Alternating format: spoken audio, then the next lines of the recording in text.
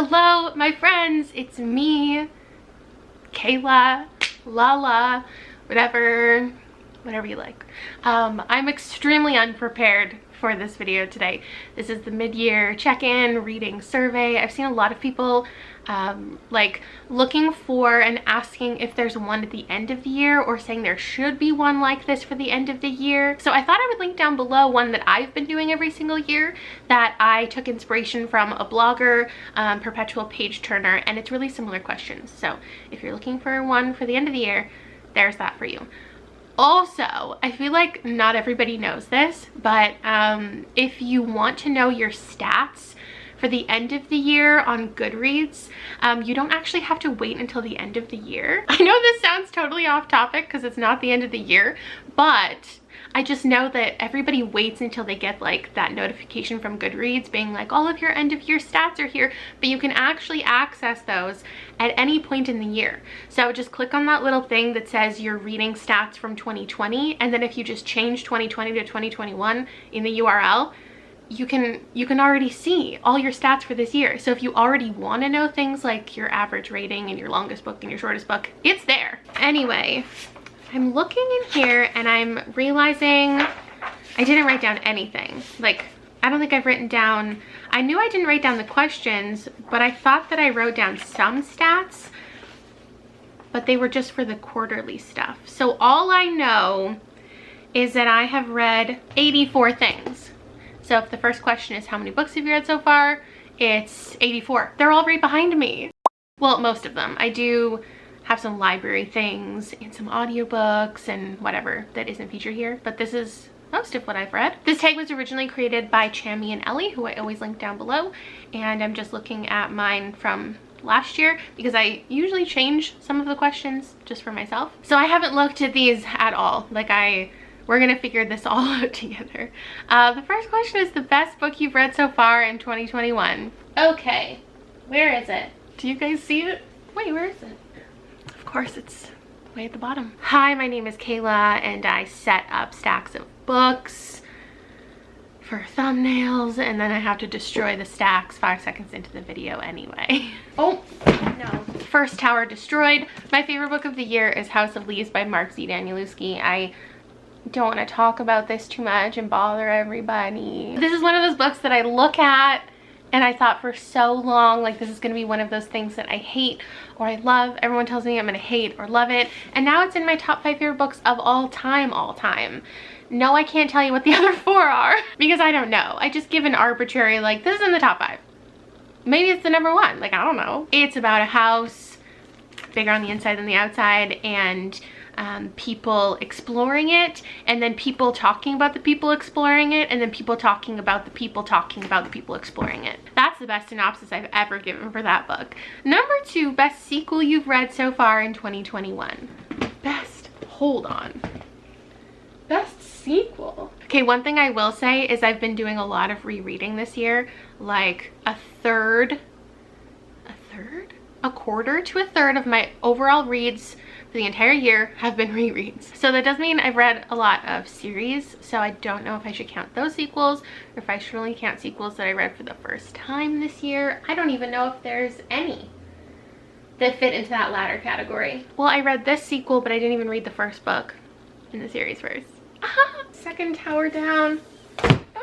No! I might be missing something here, but this isn't a direct sequel, but I'm going to count it anyway. Love After the End. Some of these stories are spin-off stories from my favorite anthology of all time, Love Beyond Body, Space, and Time. They're all speculative. They're indigenous. These were fantastic. I really can't think of anything else. I don't think I've read any other sequels that I liked. Next question. New release you haven't read yet but want to.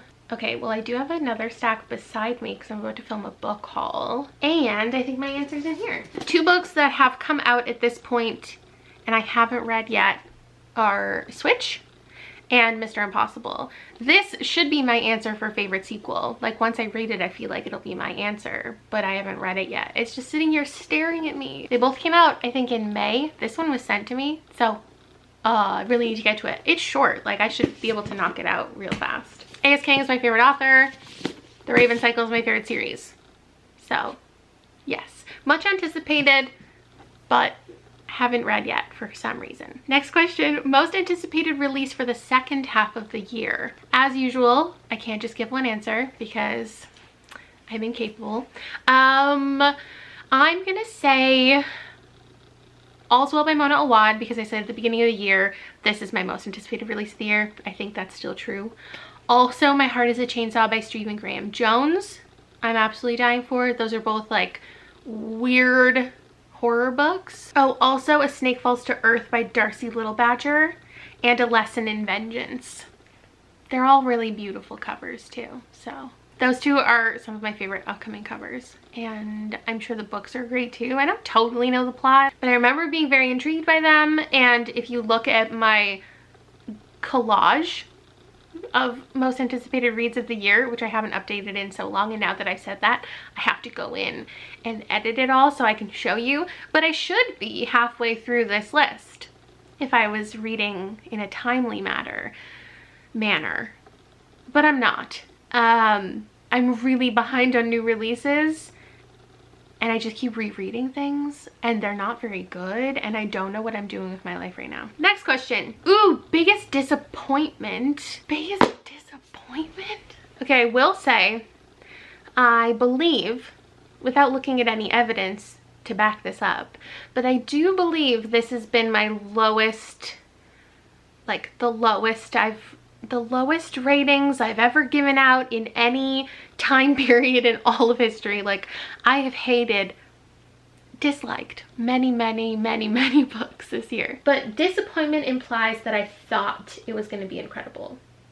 I think my answer has to be my 5-star predictions, because I can back that up with evidence. Next stack down. Oh man. These are 2 books that I listed in a video called 5-star predictions, 2021 releases that I just knew in my heart would be 5 stars because they're weird, speculative, and I think I gave both of them like a 2.5 or 3.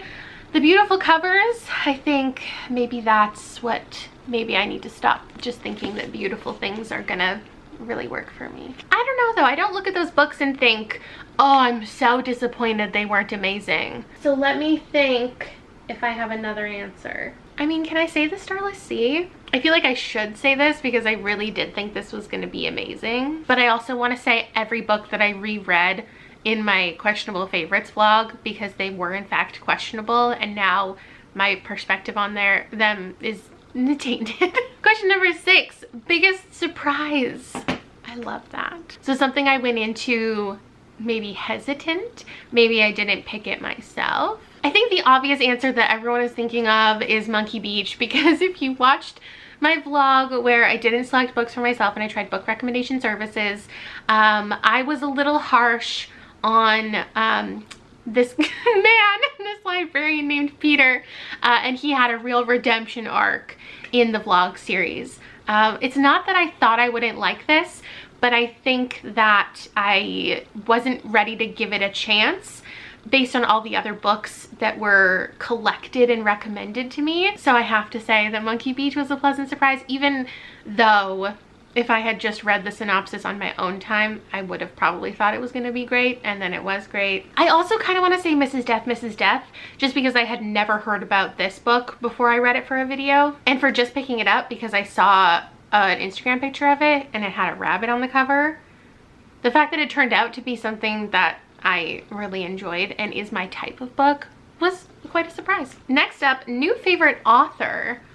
Oh my gosh, I haven't thought about any of these questions, but like I haven't really thought about any new authors that I have read and loved, but I guess I have to say ones I've already mentioned, like Selena Godin and Eden Robinson I read for the first time and gave them both 5 stars. So these are authors that I will check out again in the future and hadn't before. Oh no. I should also say C.L. Polk, because I had never picked up any of their books before, never even considered it before a video, and I'll definitely check out more from this author. I think that's enough. Okay, new favorite character.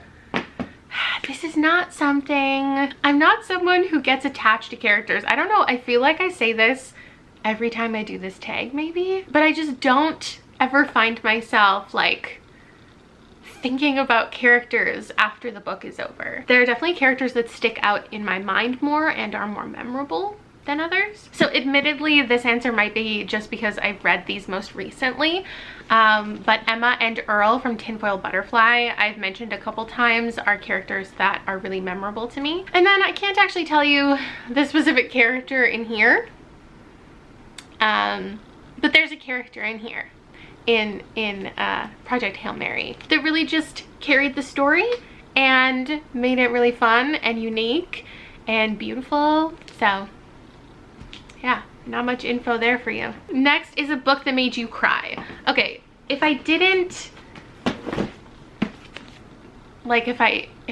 go back to this moment.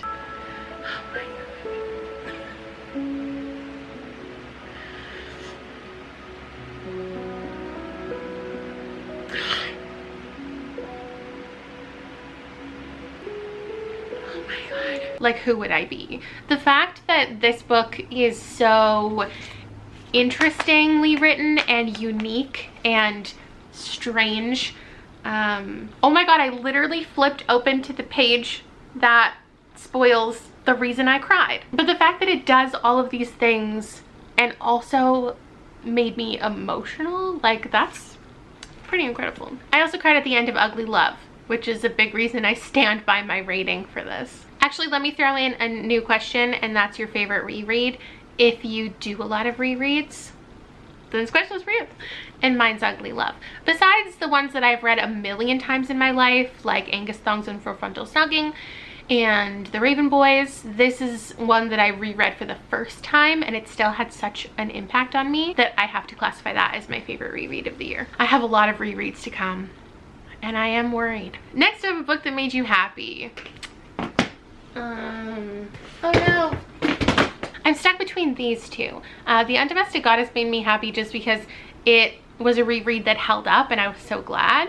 And my memories of reading this as a teen, and just like one of the only times I've enjoyed an adult romance in my life, like, I'm glad that I enjoyed it. Like, that made me happy. And then The Only Black Girls in Town is one of the only like new middle grades that I've read. And middle grades are intended to make you feel, maybe not all the time, but they're supposed to make you feel like comfort, as they're intended for middle schoolers who need like to see themselves in books and to feel like they're not alone. Hi, I'm 30. I don't know. I was happy for the characters, and I'm happy for people who get to read this at the appropriate age. Okay, most beautiful book you've bought so far this year. Most beautiful. Okay, I'm gonna spoil an upcoming book haul, but first I'm gonna show you this. This is my favorite cover, hands down, of the year. This art style is amazing.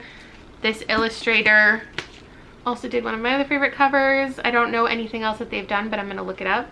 Aurora Parlagrasso. And then this, not this, this is great.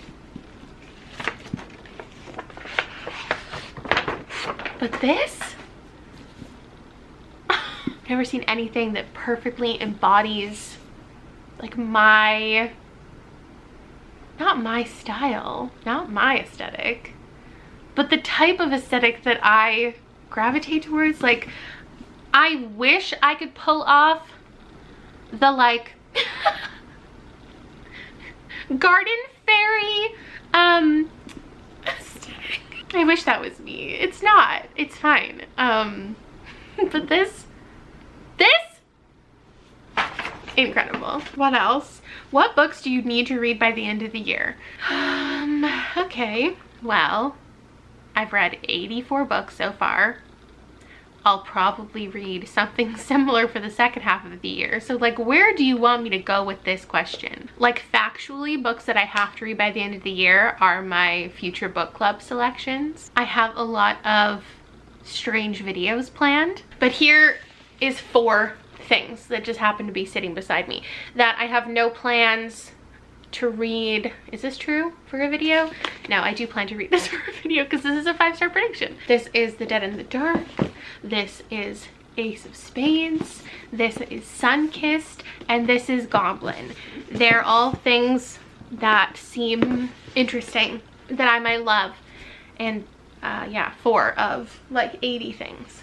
I hope I get to them. I could also list, I'm sure, like 10 books that I've mentioned in TBRs already this year that I haven't actually gotten to yet, but we're not gonna get into that. Next question, favorite video or post you've done so far this year?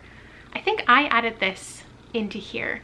And I don't know that I have an answer. Let me look at my channel real quick. I mean, the fact that I did a book shopping drunk versus high video and people received it well, I deem that an accomplishment. I don't know if it's my favorite thing. Maybe my favorite thing is my Enneagram type chooses what I read, just because I love doing themed videos like that where a lot of research is involved. So let's say one of those. And then the last question is your favorite community members. And I think I added that one in here as well.